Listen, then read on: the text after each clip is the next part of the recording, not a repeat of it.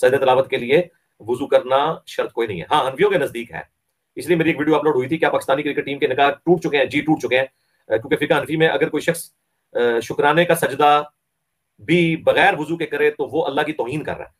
تو ہمارے کرکٹر تو جب بھی سینچری کرتے ہیں اس وقت وضو سے تو نہیں ہوتے ہیں، وہ ڈائریکٹ سجدے میں کرتے ہیں.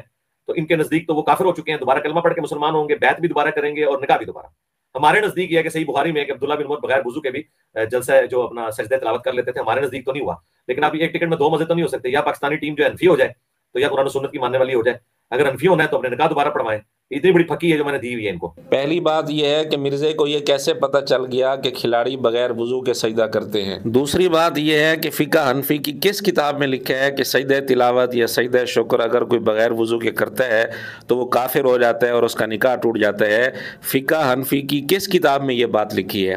مرزا نے کئی ویڈیوز میں یہ بات کی ہے، فقہ حنفی پر یہ جھوٹ بولا ہے، لیکن آج تک فقہ حنفی کی کسی کتاب کا حوالہ نہیں دے سکا، کسی مستند کتاب سے کوئی عبارت نہیں پڑھ سکا جس کا یہ مطلب ہو، جس کا یہ مفہوم ہو کہ اگر کوئی آدمی بغیر وضو کے سجدہ شکر کرے یا سجدہ تلاوت کرے تو اس کا نکاح ٹوٹ جاتا ہے، وہ کافر ہو جاتا ہے.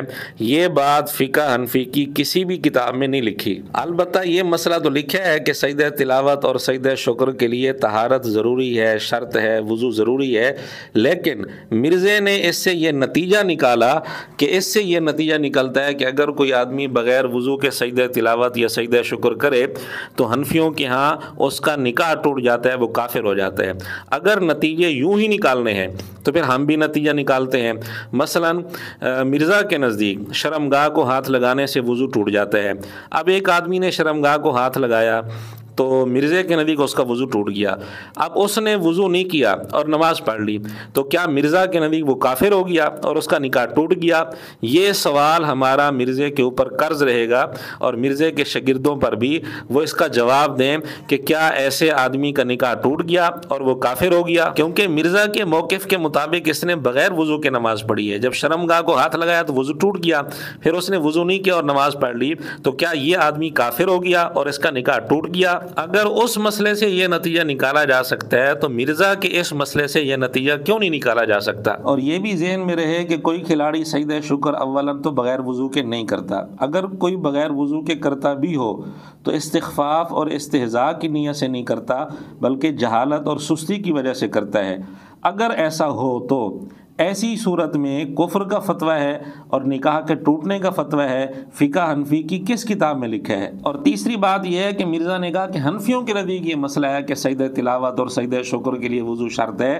یہ اس لیے تاکہ سننے والے کو یہ تاثر ملے کہ صرف حنفیوں کے نزدیک یہ مسئلہ ہے، باقی ائمہ کے نزدیک یہ مسئلہ نہیں ہے، جبکہ یہ بات بھی خلاف حقیقت ہے کیونکہ چاروں مذاہب اس پر متفق ہیں کہ سجدہ تلاوت اور سجدہ شکر کے لیے طہارت شرط ہے، وضو شرط ہے. اسی لیے جن چند علماء نے یہ موقف اختیار کیا کہ سجدہ تلاوت اور سجدہ شکر کے لیے وضو شرط نہیں ہے تو ان کے قول کو شاذ قرار دیا گیا ہے، یہ ان کا تفرد قرار دیا گیا ہے. کیونکہ جمہور فقہا جن میں امام ابو حنیفہ رحمۃ اللہ علیہ، امام مالک رحمۃ اللہ علیہ، امام شافعی رحمۃ اللہ علیہ، امام احمد بن حنبل رحمۃ اللہ علیہ بھی شامل ہیں، ان سب کے نزدیک سجدہ تلاوت اور سجدہ شکر کے لیے وضو شرط ہے. امام مالک رحمۃ اللہ علیہ کا قول موطا امام مالک کے اندر واضح طور پر لکھا ہے کہ سجدہ تلاوت بغیر طہارت کے کرنا درست نہیں. ابن عبد البر رحمۃ اللہ علیہ کی کتاب الاستذکار جس کے حوالے مرزا بھی دیتا ہے، اس کے اندر امام مالک رحمۃ اللہ علیہ کا یہ قول نقل کر کے لکھا ہے کہ اس مسئلے پر فقہا کا اجماع ہے. اسی طرح مسائل ابن ہانی وغیرہ میں امام احمد بن حنبل رحمۃ اللہ علیہ کا فتویٰ بھی یہی لکھا ہے کہ بغیر طہارت کے سجدہ تلاوت کرنا درست نہیں. فقہ حنبلی کی مشہور اور مستند کتاب المغنی میں بھی یہی مسئلہ لکھا ہے. اسی طرح فقہ شافعی میں بھی یہی مسئلہ ہے جیسا کہ امام نووی رحمۃ اللہ علیہ نے المجموع شرح مہذب کے اندر لکھا ہے. یہ ہم نے چند ایک حوالے پیش کیے ہیں، ورنہ اور بھی بہت سارے حوالے پیش کیے جا سکتے ہیں جن سے یہ بات روز روشن کی طرح واضح ہے کہ چاروں مذاہب کا مسئلہ یہی ہے. لیکن مرزا نے کیا کہا کہ حنفیوں کے نزدیک یہ مسئلہ ہے کہ سجدہ تلاوت اور سجدہ شکر کے لیے وضو شرط ہے، بلکہ کئی حضرات نے اس پر اجماع نقل کیا ہے جیسا کہ ابن عبد البر رحمۃ اللہ علیہ کا حوالہ آپ کے سامنے گزر چکا اور اسی طرح المغنی کا حوالہ آپ کے سامنے گزر چکا. اس لیے جن چند حضرات نے مخالفت کی ہے ان کے اس مخالفت کا اعتبار نہیں کیا گیا اور ان کے اس قول کو شاذ اور غیر معتبر قرار دیا گیا ہے. جیسا کہ 6 صدی کے مشہور مالکی فقی ابن رشد نے اپنی کتاب بدایت المجتہد میں یہی بات لکھی ہے۔ خلاصہ یہ ہے کہ یہ مسئلہ صرف حنفیوں کا نہیں بلکہ امت کے جمہور فقہا کا یہ مسئلہ ہے۔ چاروں مذاہب اس مسئلے پر متفق ہے، اور جن چند حضرات کا اس میں اختلاف ہے اس اختلاف کو علماء نے شاذ لکھا ہے، غیر معتبر لکھا ہے۔ اور چوتھی اور آخری بات یہ ہے کہ مرزا نے بخاری کے حوالے سے ابن عمر رضی اللہ تعالیٰ عنہ کا عمل نقل کیا کہ وہ بغیر وضو کے سجدہ تلاوت کر لیتے تھے۔ اس بارے میں گزارش یہ ہے کہ اگرچہ صحیح بخاری میں بغیر سند کے ان کا یہ عمل لکھا ہے، لیکن سنن کبریٰ بہقی میں صحیح سند کے ساتھ ابن عمر رضی اللہ تعالیٰ عنہ کا اپنا فتویٰ موجود ہے کہ لا یسجد الرجل الا وهو طاہر، کہ بغیر طہارت کے سجدہ کرنا درست نہیں ہے۔ جب ان کا یہ فتویٰ موجود ہے تو ان کا جو عمل بخاری میں بغیر سند کے موجود ہے صرف اسی کو دار و مدار بنا کر ان کا موقف پیش کرنا انصاف کا تقاضا نہیں ہے۔